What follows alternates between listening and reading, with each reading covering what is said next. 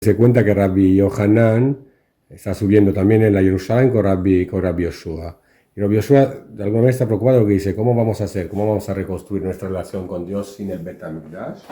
Y Rabbi Yohanan le dice algo muy interesante. Dice, hijo mío, no te aflijas, pues nosotros tenemos otras formas de expiación que no son menos efectivas. ¿Cuáles son? Son las acciones de bondad amorosa, el Gesed, sobre las que la Torah dice, porque misericordia quiero y no sacrificio, citando el profeta Oseas. Es decir, la visión que también la ausencia del Bet HaMikdash la podemos de alguna manera recompensar con más acto de amor gratuito, de Gesed, de reconstrucción social.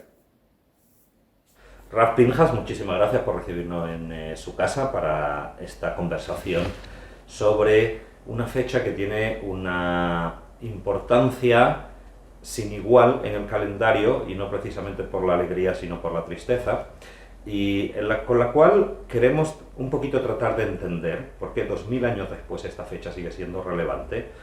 Y en una perspectiva histórica me gustaría preguntarle qué es lo que pasó allí hace 2000 años y qué es exactamente lo que conmemoramos. Porque la destrucción de un templo, o es la caída de un reino, es la pérdida de la independencia. ¿Qué es exactamente lo que cada uno en este pueblo judío tan dispar conmemora en esta fecha?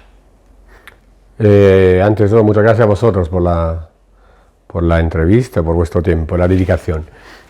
Yo creo que recordamos en la fecha de Shabbat todo lo que usted mencionó. Es decir, es el momento donde hemos perdido nuestra independencia, es el momento donde hemos perdido nuestro centro espiritual, fue destruido, es el momento donde hemos perdido, o más correcto, hemos vivido concretamente las consecuencias de algo que tenía raíces mucho más antiguas, es decir, el odio gratuito, la Sinat Hinam en el pueblo judío.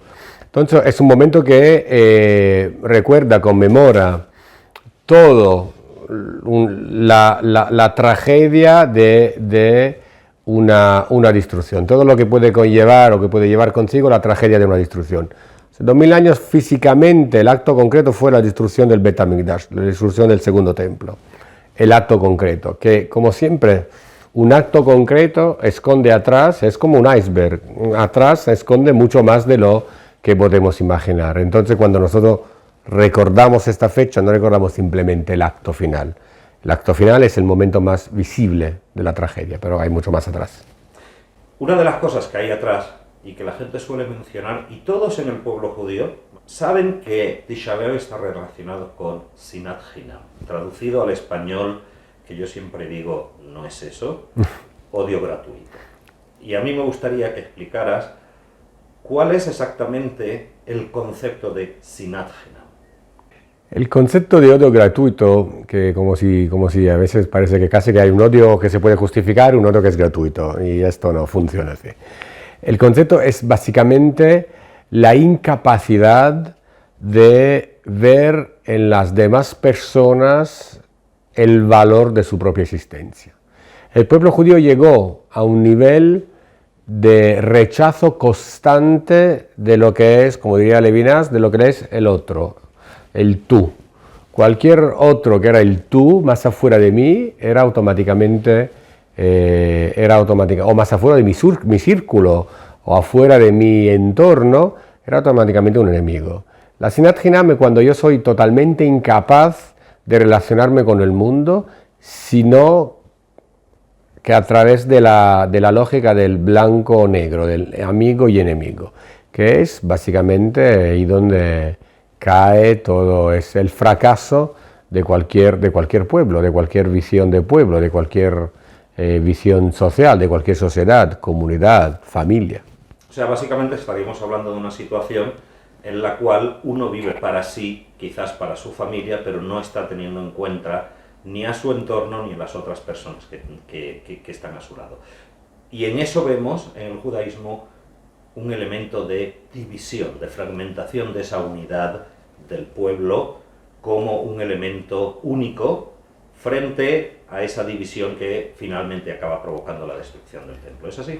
Básicamente sí es así. La gente vivía por su propio partido, vivía por el partido, más que por la familia, se vivía por el partido, por la ideología extrema, por mis ideas y no por por el compartir una visión social de construcción. A ver, hay que recordar que la página del Talmud Gittin, que nos cuentan estos últimos días de la Jerusalén bajo el asedio por parte de los romanos o de los babilonios, bien, son páginas trágicas donde nos encontramos con gente que quemaba el trigo, es decir, la esperanza de comer, para que, como los celotas que iban quemando el trigo, esperando que así que la gente con el hambre salían a luchar contra los romanos. Ahí tenemos que la ideología gana el espacio de la empatía, o que la ideología gana el espacio de la solidaridad. Fue un momento trágico y por eso digo que más que recordar o conmemorar o ayunar por el templo quemado, en realidad deberíamos ayunar y enfocarnos más por los valores ausentes en esta época, que son también un peligro para nosotros hoy en día. ¿Cómo se traslada esa idea a este mundo moderno del siglo XXI en el que vivimos y en el que vemos esos elementos de cada uno se preocupa por lo suyo, de egoísmo, de tratar de defender cada uno su feudo? Trágicamente o lamentablemente en estos días, si miramos a nuestra querida Medinat Israel o a nuestro querido también al judaísmo del mundo, se traslada, o más que se traslada, es terriblemente moderno y contemporáneo. Es terriblemente moderno y contemporáneo. La ideología en lugar de la empatía, la ideología en lugar de la solidaridad, la ideología que ocupa un espacio público, también a veces privado, y destruye este espacio de enfrentamiento social, que en cualquier debate democrático debería tener un valor enorme, pero no hablo simplemente a nivel de Estado de Israel, también a nivel de cualquier otro elemento también afuera del judaísmo. Cuando nosotros no somos capaces de ver en el encuentro y en el debate con el otro un valor en sí mismo, y esto se convierte constantemente en una lucha para afirmar mis ideas o para ganar más espacio, ahí no hace falta trasladar lo que pasó hace 2000 años, porque es tan vivo dramáticamente, es tan presente, que más que trasladar deberíamos aprender de lo que pasó hace 2000 años. Leyendo la Biblia cualquiera se puede dar cuenta de que esa división siempre ha estado en el pueblo judío, cuando siempre ha habido personajes que han surgido y se han levantado contra Moshe, cuando Caín y Abel, cuando siempre el elemento divisorio ha acompañado de alguna manera a la historia del pueblo judío. ¿Ha habido momentos en los que haya sido al contrario? Podemos encontrar muchos ejemplos positivos, tanto a nivel familiar, como en el libro de la Génesis, tanto a nivel colectivo como en todos los demás libros bíblicos. Es decir, si nosotros nos enfocamos en el libro de la Génesis, es una historia de una familia donde es verdad. Como usted decía, es verdad, muchas veces hay divisiones en esta familia, como en cualquier familia en el mundo, no hay que decir que como en cualquier familia del mundo. Y nosotros que somos pueblo mediterráneo sabemos que a lo mejor los mediterráneos son más... los debates en las familias mediterráneas son más fuertes, independientemente del judaísmo. Pero hay ejemplos como Caín y Abel, pero hay también ejemplos como Efraim y Menashe, dos hermanos que son totalmente capaces de compartir el mismo espacio, de no tener envidia el uno del otro. Estoy hablando de los nietos de Jacob, los hijos de Yosef. Y entonces hay ejemplos también muy positivos. Hay ejemplos de mellizos que viven una tensión entre ellos, como Jacob y Esaú, pero al final de su vida se encuentran. Pero hay ejemplos de mellizos como Zerach y Pérez, los hijos de Judá, que viven en perfecta armonía, casi simbiosis, quiero decir. Sí, entonces, es verdad, hay ejemplo, pero los ejemplos positivos han dejado una huella en nuestro pueblo mucho más profunda y han construido. Pérez es el antepasado de todo el linaje de los reyes, Zerach de todo el linaje de los Kohanim, es decir, han construido mucho más de lo que podemos imaginar. También a nivel colectivo, nosotros somos un pueblo que tiene una anarquía muy, muy positiva, porque siempre fue muy empática y de mucho respeto. El ejemplo de las tribus. Las tribus, aparte de algunos casos, siempre han tenido la capacidad de vivir cada uno en su territorio, colaborando constantemente el uno con el otro, y esta es una manera, por ejemplo, de guardar una unidad, dejar el espacio propio, pero también saber estar juntos en caso de guerra, en caso de peligro, o simplemente estar juntos en caso de necesidades sociales. Con los reyes empieza una visión más compleja. ¿Por qué? Porque al lado de una unidad política también se convierte todo esto en una unidad, en una obligación de unidad social. Y esto puede ser un poco más peligroso. Pero la verdad que el pueblo judío ha tenido momentos de crisis, ha tenido momentos muy positivos, de muchísimos logros, y entonces la idea es recordar y aprender de los logros para superar los momentos de crisis. En un momento en el que Israel atraviesa una de esas crisis, independientemente de Tisha B'Av, que se originó bastante antes, lo que ocurre en Israel, ¿cómo traslada a las comunidades judías de la diáspora? ¿Pueden una comunidad judía de la diáspora precisamente tratar de influir en lo que ocurre en Israel a modo de estabilizador, de crear ese espacio en el cual pueda haber mayor diálogo y menos intereses? Yo creo que sí. Yo creo que nuestra, entre comillas, misión en cuanto a judío de la diáspora es la de, no quiero utilizar la palabra enseñar, pero demostrar. Una cosa es enseñar, una cosa es demostrar. Enseñar puede tener un tono paternalístico, que no quiero, pero demostrar que podemos vivir juntos. En la diáspora, elegir de ir a un Bet Knesset no tiene una postura política. Es decir, yo puedo ir a una sinagoga porque esta mañana, independientemente del hecho si soy más religioso, menos religioso, tanto, poco, lo que sea, porque me desperté con la gana de ir a rezar. En un Estado de Israel donde todo es mucho más cristalizado, todo mucho más, de alguna manera, extremo, las identidades son muchas, el color de la kipá te puede identificar como el color de tu zapato, de manera muy fuerte. Es un apellido más. Exactamente, exactamente. Entonces, ahí ir o no ir en un sitio, que sea sinagoga, restaurante o lo que sea, significa mucho. En diáspora todavía nosotros tenemos esta fluidez de compartir espacio. Si pensamos en el mundo educativo, si pensamos en muchos sitios. Este valor del espacio compartido, de lo que se llama Mahane Meshutaf, del acampamento compartido, es un valor que deberíamos constantemente guardar más en la diáspora, desarrollar más y trasladar a Israel. Israel necesita muchos políticos israelíes que tienen el don de la capacidad de mirar más allá del Estado de Israel. Muchas veces han afirmado que la diáspora, y por eso Israel tiene un ministerio de la diáspora, puede entregar mucho, puede otorgar mucho a la identidad del israelí hoy en día. Exactamente, puede construir puentes mucho más de lo que se hace hoy en día en Israel.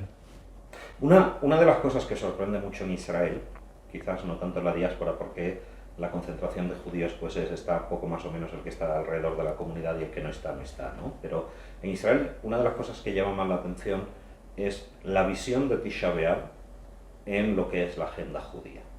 Generalmente en el israelí religioso Tisha B'Av está como una conmemoración religiosa y un recuerdo religioso. En la del laico prima sobre todo la visión del sionismo del siglo pasado, en la cual se ve como si conmemorábamos la pérdida de la independencia y ya tenemos un Estado, Tisha B'Av no tiene razón de ser. ¿Cómo se ve desde el lado religioso esta perspectiva? Hay también una tercera visión, que es la visión del religioso que hoy en día no conmemora la pérdida de la independencia, porque cree, como el laico, que sí hemos vuelto a tener una independencia, porque vivimos en un Estado independiente, conmemora la falta de valores, la ausencia de estos valores. Es una tercera visión.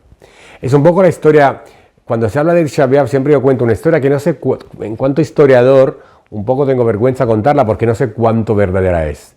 Parece, según lo que cuentan los Hasidim de Polonia, que Napoleón, un poco antes de la campaña de Rusia, entró, y la fecha más o menos pueden ayudarnos. entró en una sinagoga el día de Tisha B'Av. Según los Hasidim de Polonia, esto era en Polonia, según otro no, era en Alemania. Bien, no sabemos. Parece que de todas maneras Napoleón entró en una sinagoga la noche de Tisha B'Av y se encuentra con los judíos sentados al suelo, llorando y rezando por la destrucción del templo. Y preguntó a su traductor: ¿qué hace esta gente? ¿Por qué está llorando con la vela en la mano? Y dice: no, porque están conmemorando la destrucción del Bet HaMikdash. ¿Y hace cuánto pasó? Y le contestaron: bien, hace en su época, 1800 años, 1700 años.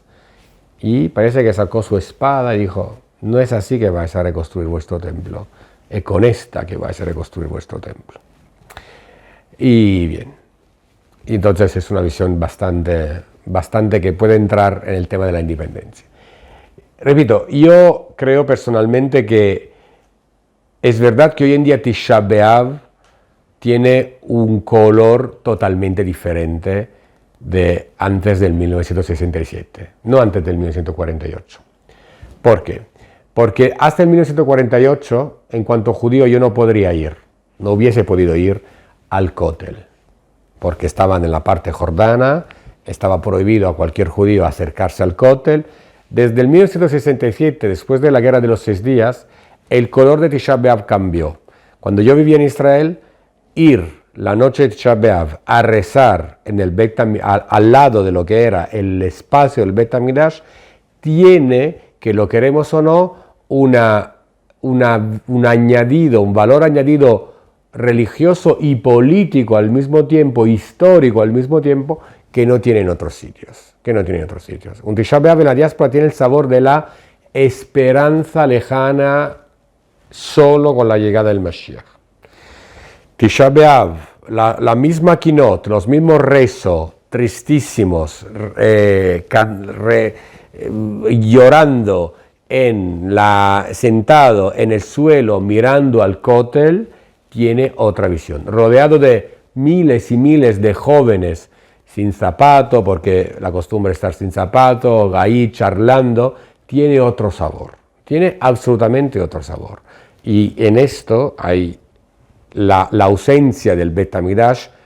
Es sí fuerte en cuanto a lugar espiritual, pero no es fuerte en cuanto a lugar político, porque estamos paseando por el Estado de Israel, por Jerusalén, estamos rezando el Kotel, y entonces ahí sí que yo percibo la visión laica, pero al mismo tiempo sigo llorando por la ausencia de valores, por esta brecha a veces entre judío y judío, que es lo que más me preocupa, mucho más de la ausencia del Bet HaMikdash. Dentro de la sociedad israelí o dentro de la sociedad religiosa israelí existen ciertas discrepancias entre los Haredim, con los Haredim, sobre la cuestión de si debemos subir al monte del templo a acercarnos allí. Hay también una corriente pequeñita, pero que también tiene algunos representantes, de que debemos empezar a reconstruir el templo para Biat HaMashiach.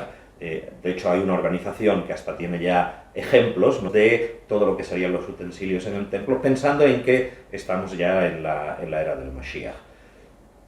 ¿Cómo equilibrar? O sea, para alguien que lo ve desde afuera, es muy difícil no entender cómo unos dicen: tú allí no pises, no subas.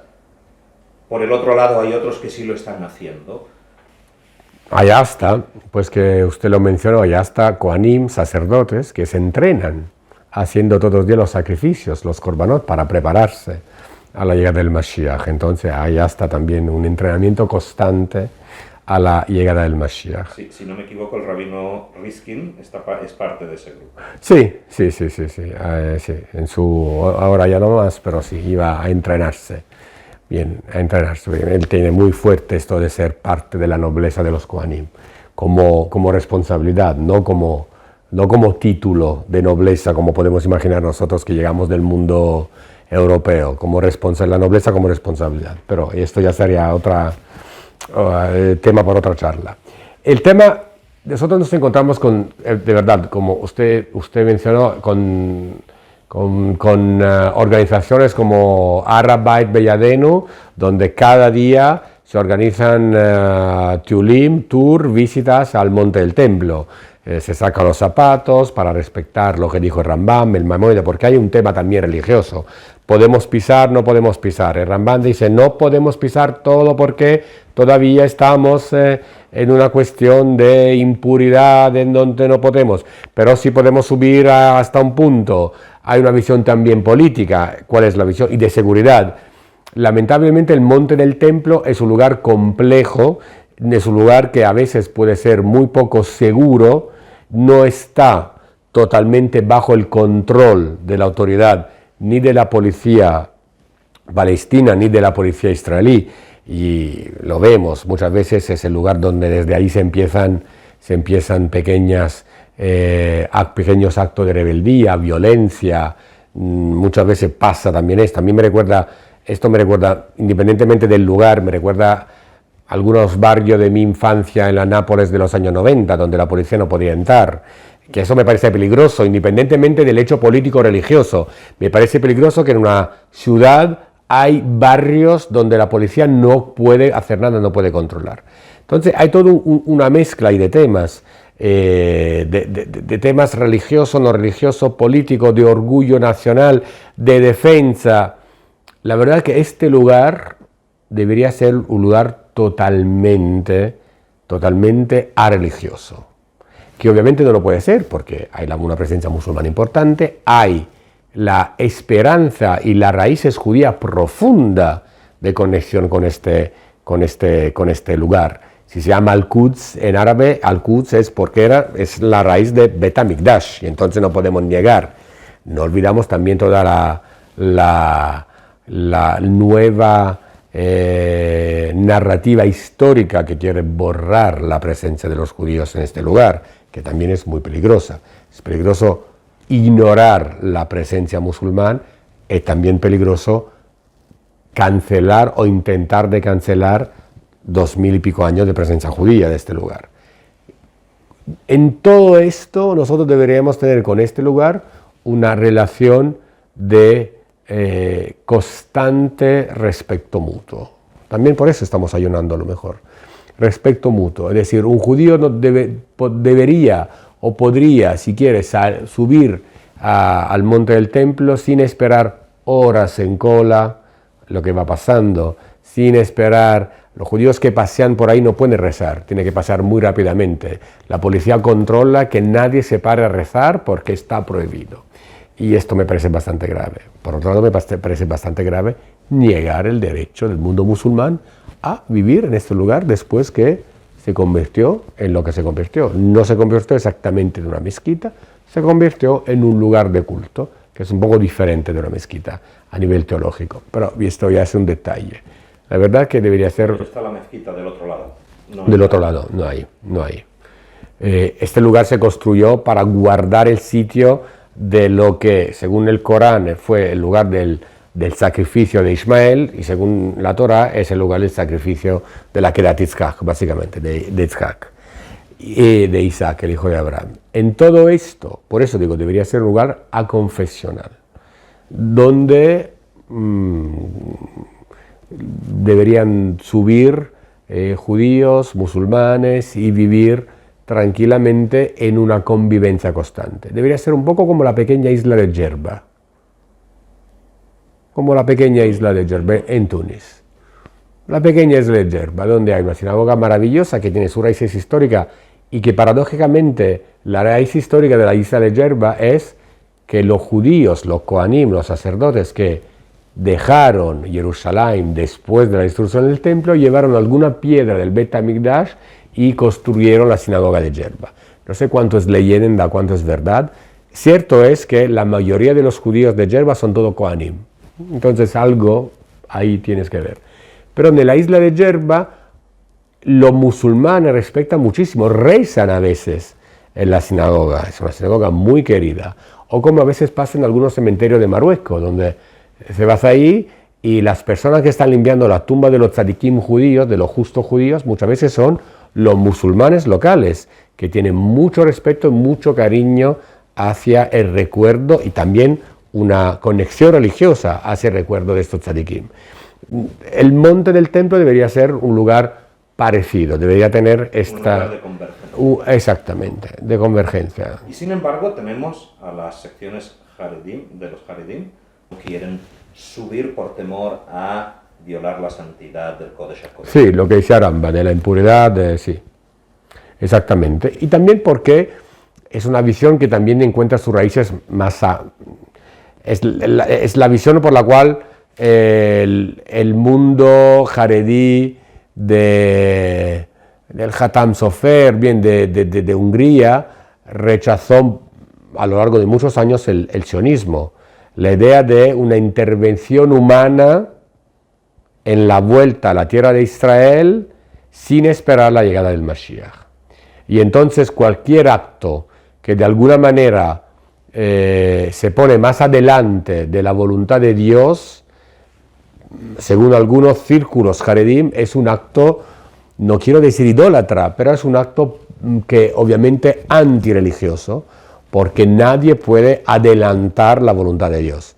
A lo contrario, el sionismo religioso de Rav Kook dice, no, participar, Dios me pide que yo sea, en cuanto ser humano, partícipe de la creación. Entonces, cualquier acto mío de colaboración en la construcción de una sociedad justa acerca la llegada del Mashiach, y Kadosh Baruj Hu, Dios me pide esto porque me pide en cuanto ser humano de ser partícipe, lo pidió a Adán, al primer hombre, de ser partícipe de la creación del mundo, y entonces mi obligación en cuanto judío es también participar, no es ser pasivo, sino ser activo en la construcción de una sociedad para la llegada, preparar de alguna manera la llegada del Mashiach. Ahora, la llegada del Mashiach no se prepara solo si subo o no subo al Arabait, se prepara siempre y cuando yo subo al Arabait, si quiero subir, pero cuando he trabajado los valores de aceptación y tolerancia en mi sociedad judía. La llegada del Mashiach se prepara poniéndose los tefilín por la mañana y respetando al prójimo, si no algo no está funcionando. Una de las cuestiones que a mí más siempre me han intrigado, ¿no? Y es este periodo de 3 semanas antes de Tisha B'Av, que en todas las familias, sobre todo las familias sefardíes y aquí del norte de Marruecos, siempre las vemos como el periodo más negrero del año, en el cual ten cuidado, no vayas a hacer algo porque puede ocurrir, porque es periodo en el cual las cosas no salen bien, algunos incluso van más allá de los negocios y en estas 3 semanas no cerremos ningún negocio, nos esperamos después de Tisha B'Av, ¿no? Siempre me ha llamado la atención porque desgraciadamente en la vida del pueblo judío a lo largo de todo el año tenemos tantas efemérides catastróficas, Sí. que yo estoy seguro que si busco 3 semanas en cualquier periodo del año y abro un calendario, me voy a encontrar las mismas cosas y catástrofes que durante este periodo, excluyendo el templo, por supuesto. No lo sé, gracias a Dios también el pueblo judío Una reflexión. También el pueblo judío tiene muchísimas semanas de alegría y más de 3, gracias a Dios más de 3. Estas 3 semanas, pero a diferencia de otras semanas, que estoy de acuerdo contigo, si vamos buscando el calendario algo encontramos, estas 3 semanas pero son semanas colectivas, que unen desgraciadamente toda la historia del pueblo judío. Es decir, la destrucción del templo fue el último acto de un dolor colectivo de todo el pueblo judío. Si cogemos, por ejemplo, las cruzadas fue un momento de grandísimo dolor, pero para los judíos de Alemania. Por ejemplo, los judíos de Alemania, en la época del Omer, tienen muchas costumbres de duelo, en la época que va de Pesaj hacia Shavuot, por las cruzadas, porque pasaron en toda la valle de Reno, del río Reno, pasó lo que pasó, que los cruzaderos, bajando hacia la tierra de Israel, masacraron miles y miles de comunidades judías. Pero es un momento histórico concreto en un espacio muy concreto, biográfico muy concreto. Entonces no se queda en la memoria de todo Am Israel, no se queda en la memoria. Por eso las 3 semanas Ben Hametzarim son las 3 semanas donde, es verdad, hay muchas supersticiones también, pero representa el último acto de dolor, de memoria colectiva de todo Am Israel, Quizás por eso hay un enfoque mayor, tanto a nivel de tradiciones, a nivel de halajá, que a nivel de superstición, sigo repitiendo, lo que hay también mucha superstición, alrededor de estas 3 semanas. Yo me acuerdo de niño que no se podía ir a la playa en estas 3 semanas porque la frase de las abuelas era: salen las espadas del mar. Deja mucho a ver muchas interpretaciones esto. En el sentido que no sé. Entiendo que sería metafórico. Es metafórico para decir evitar de ponerte en peligro. Evitar de ponerte en peligro. Pero esto es más costumbre. Hay temas halágicos como no comer carne, no beber vino, que son temas más de costumbre halágico que tiene sentido en esta memoria del último dolor colectivo. Precisamente sobre esto me lleva a la última pregunta, y es: cada fiesta o cada conmemoración en el calendario judío tiene su propia contribución a lo que es la identidad judía y la preservación de esta identidad a lo largo de 2000 años. ¿Cuál sería el componente de Tisha B'Av? La esperanza. El hecho de que somos un pueblo que nunca perdió su esperanza, la capacidad de mirar hacia mañana, de saber, de tener totalmente una confianza absoluta en el hecho que mañana vamos a tener un día mejor, y las risas. Hay una historia maravillosa que se cuenta en el Talmud Makot sobre Rabbi Akiva.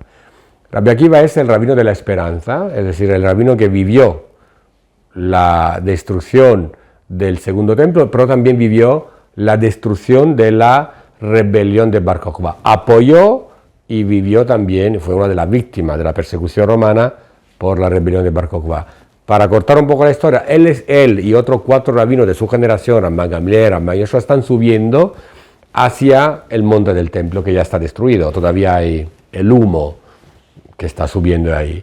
La costumbre entonces era que cuando se subía a Jerusalén y se veían los restos del Bet HaMikdash quemado, se cortaban un trozo como en cualquier día de duelo, de luto. Y entonces ellos están subiendo la montaña, están ahí para lo que hoy en día es Sharagai, me imagino, están subiendo y ven de lejos Jerusalén destruida y el Bet HaMikdash destruido. Y ven algunos zorros que están pasando por ahí y empiezan a llorar todos. Porque se acuerdan de una profecía que dijo: el Bet HaMikdash será destruido y los animales pasearán por ahí. Y ellos lloran. Y Rabbi Akiva ríe, se empieza a reír. Y los 4 lo miran y dicen: Akiva, ¿qué te ríes? ¿No ves que se cumplió la profecía de dolor de los zorros que están pasando por ahí?